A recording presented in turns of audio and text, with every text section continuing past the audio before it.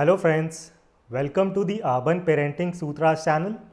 In today's video, we will discuss about how you should select the right school for your child. This will be a very important video, so please do watch it till the end. Do like it and do subscribe to the channel. So let's start. Now a lot of parents these days, they are going for very expensive schools for their kids. And in today's video, I will talk about some misconceptions in the minds of parents when going for school selection for their children. And I will also provide you some practical parameters on the basis of which you can select the right school for your child. So please stay with me till the end of this video. So first I will talk about the misconceptions in the minds of parents. So the first misconception is, please do not do comparison driven school selection for your child. Lot of parents, they consider their kids school as their status symbol and वो इस तरह की comparisons में जाते हैं with their peers, with their colleagues, with their relatives. They have this mindset that the parent who has given the best school, the most expensive school to his or her child is providing the best parenting. और ये एक गलत mindset है. देखिए, comparison के लिए बहुत चीज़ें हैं, हज़ार अलग चीज़ें हैं फॉर कंपैरिजन, बट प्लीज़ आप स्कूल के बेसिस पे कंपैरिजन मत करें बाकी लोगों के साथ. बिकॉज अगर आप स्कूल के बेसिस पर ही कंपैरिजन करते हुए अपने बच्चे को एक और ज़्यादा एक्सपेंसिव स्कूल में भर्ती कराते हैं, you will have to spend a lot of extra money every year. तो इस चीज़ का आप ज़रूर ध्यान रखें. Second misconception, please do not think of school rankings in the same terms as the rankings of colleges. तो देखिए, कॉलेजेस में एक रैंकिंग सिस्टम होता है, IITs होते हैं, उसके बाद NITs हैं और अलग कॉलेजेस हैं, एक रैंकिंग सिस्टम है. And this ranking system is defined by the placements of that college और there are many other parameters as well which define the ranking of that college. However, schools के case में ऐसी कोई ranking नहीं है. आपको internet पर मिल जाएंगी इस तरह की स्कूल रैंकिंग्स भी, but they do not have any meaning, they do not make any sense. Because please realise the education system, the schooling education system in India is very old and it is not the best at all.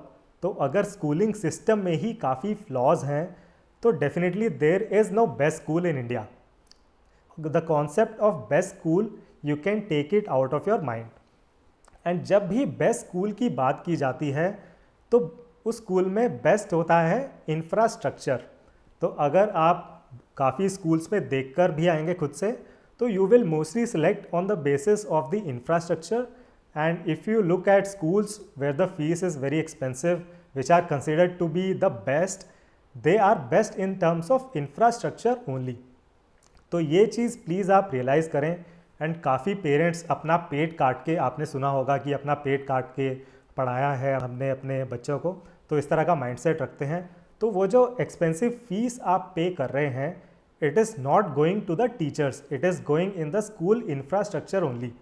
तो अगर आप देखेंगे, teachers की जो salaries हैं वो इतनी ज़्यादा नहीं बढ़ रही हैं हर साल, एंड इनफैक्ट उनकी रिस्पॉन्सिबिलिटीज़ तो बढ़ती जा रही हैं. But on the other hand the fees of the school is increasing every year. तो वो जो आप फीस पे कर रहे हैं, जो आप एक्सपेंसिव फीस पे कर रहे हैं, वो प्लेटफॉर्म के पास, स्कूल के पास ही जा रही है. टीचर्स के पास who actually provide knowledge to your kid, to your child, they are not getting a lot of benefit from that high fees.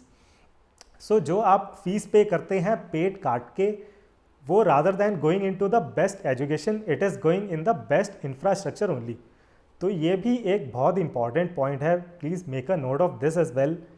Now in the next points in this video, I will provide you some practical parameters. अभी तक हमने बात करी कुछ misconceptions की, अब हम बात करेंगे कुछ practical parameters की जिनके बेसिस पे आप एक अच्छा स्कूल अपने बच्चे के लिए सेलेक्ट कर सकते हैं.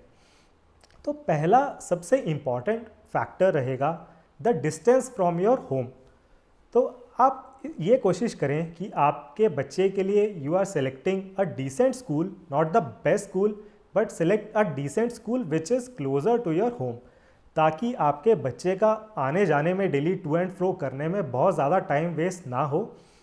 Because daily to and fro travel करना तो बड़ों के लिए काफ़ी डिफ़िकल्ट हो जाता है, तो डेफिनेटली आपके बच्चे के लिए वो काफ़ी टायरिंग रहेगा अगर डेली उसे 1 डेढ़ 2 घंटे का ट्रैवल करना पड़ रहा है। एंड बच्चों के केस में there is no hybrid model as well, they have to go to school every day, right? So your kid will be able to save a lot of time if his or her school is closer to the home. And उस दौरान बच्चे काफ़ी productive काम कर सकते हैं, चाहे आपका बच्चा खेल ही क्यों ना रहा हो, but your kid will be able to do something more productive during that saved travel time if the school is closer to home. And एक चीज़ और आपको यहाँ पर रियलाइज़ करनी है, it will be very much easier for your kid to find friends as well in the same locality or in the same society who are going to the same school, because mostly जो बच्चे हैं they go to a school which is closer to their home only। तो आपकी locality में, आपकी society में आपके बच्चे को कुछ फ्रेंड्स भी काफ़ी इजीली मिल जाएंगे who are also going to the same school। तो आपके बच्चे का एक अच्छा प्लेइंग ग्रुप, एक फ्रेंड ग्रुप भी बना रहेगा। तो ये सबसे इंपॉर्टेंट फैक्टर था, distance from home. Now coming to the second factor, only choose those schools where the fees is in your capability. तो इस चीज़ का भी आप बिल्कुल ध्यान रखें। काफ़ी पेरेंट्स, जैसे हमने शुरू में इस वीडियो में बात करी, तो they go for very expensive schools which may be beyond their paying capability in terms of fees. वो चूज़ इसलिए करते हैं इन एक्सपेंसिव स्कूल्स को because they think that it will give them a higher social status in the society। and या काफ़ी parents को ये भी लगता है कि इन एक्सपेंसिव स्कूल्स पे actually something great is happening, but please realize ये एक गलत माइंडसेट है। आप अपनी कैपेबिलिटीज़ के बियॉन्ड बिल्कुल मत जाएं इन terms of the school selection.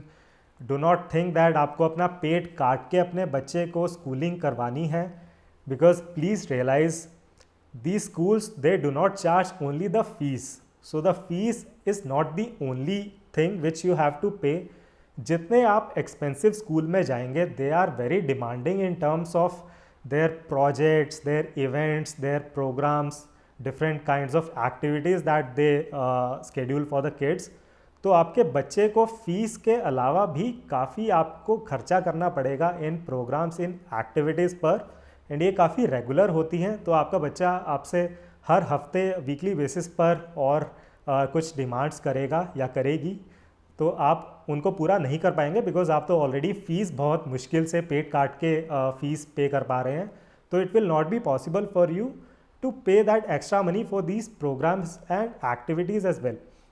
और अगर आप अपने बच्चे को बहुत ज़्यादा ना करेंगे हर चीज़ के लिए, it will affect your bonding with your kid as well, and your kid will also feel left out or the odd one out at school, because your kid will feel that बाकी जो बच्चे हैं वो काफ़ी rich घरों से हैं, मेरे मम्मी पापा इतने रिच नहीं हैं, तो I am the odd one out. It affects the confidence of your kid as well.